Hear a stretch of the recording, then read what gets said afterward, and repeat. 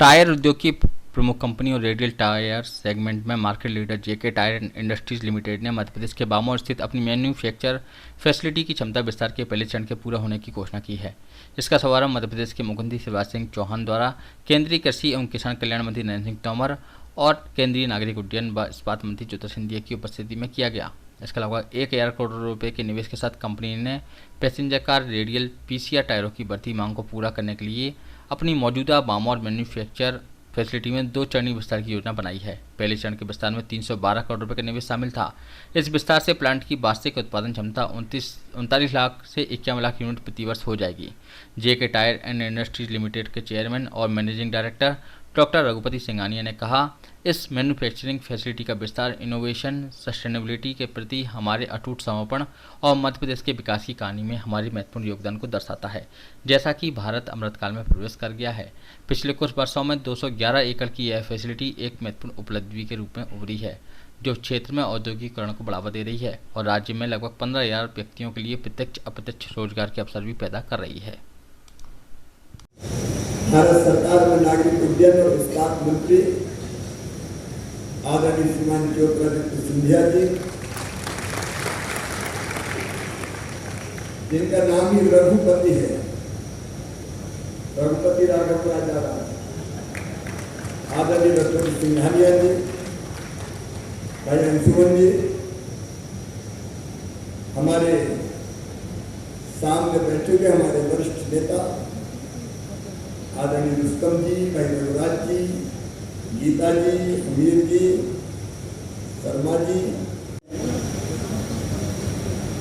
ये देश में औद्योगिकीकरण का महत्वपूर्ण स्थान है। जैसे जैसे उद्योग बढ़ते हैं, हमारी जीडीपी में योगदान करते हैं, हमारे कराधान में योगदान करते हैं और इंडस्ट्री एक ऐसा साधन है जो रोजगार के अधिक अवसरों का सृजन करता है। और इसलिए आप सब ने अनुभव किया होगा, मेरे भाई और बहनों, मध्य प्रदेश एक उत्तम राज्य के रूप में उभरा। मध्य प्रदेश इन्वेस्टर समिट आयोजित की थी शिवराज सिंह, 15 लाख करोड़ रुपए के अतिरिक्त निवेश का पूर्ण एक संकल्प अनेक कंपनियों ने, और आज जो जेके टायर का ये प्लांट रघुपति सिंघानिया जी ने जो अपने जीवन काल, ये अतिशयोक्ति नहीं होगी अगर मैं कहूं कि ऑटोमोबाइल सेक्टर में नहीं, केवल नहीं, लेकिन औद्योग के सेक्टर में एक स्तंभ उन्होंने अपने जीवन काल में स्थापित किया है। हृदय की गहराइयों से मैं उनको धन्यवाद अर्पित करना चाहता हूं। सिंघानिया परिवार के साथ सिंधिया परिवार की 4 पीढ़ियों का संबंध रही, पर जो रघुपति सिंघानिया जी ने अपने जीवन काल में करके दिखाया है, वो भारत के सर्वश्रेष्ठ औद्योग घरानों में एक रघुपति सिंघानिया जी का घराना बन गया। इस प्लांट के जरिए 920 करोड़ रुपए का निवेश किया जाता है। कुल मिलाकर 39 लाख टायर की कैपेसिटी प्रति वर्ष की उत्पादन की है, यह 70 लाख तक लिया जाएगा। कुल मिलाकर इस कैंपस में 1800 करोड़ रुपए का निवेश हो रहा है और इसी के जरिए प्रत्यक्ष और अप्रत्यक्ष रूप से 19,500 हमारे क्षेत्र के नौजवानों को प्रत्यक्ष या अप्रत्यक्ष रूप से रोजगार का सृजन होगा। और ये शिवराज सिंह जी की जो संकल्प, invest in Madhya Pradesh, ease of doing business, start your business in 30 days, उसी का वरदान। जब जेके टायर अपने निवेश का है और विस्तार कर रहा है, लगभग 400 करोड़ की निवेश आज हो रहा है और कुल मिला के 1000 करोड़ रुपए का यहाँ निवेश होगा और हमारे बच्चों को रोजगार के अवसर भी बढ़ेंगे।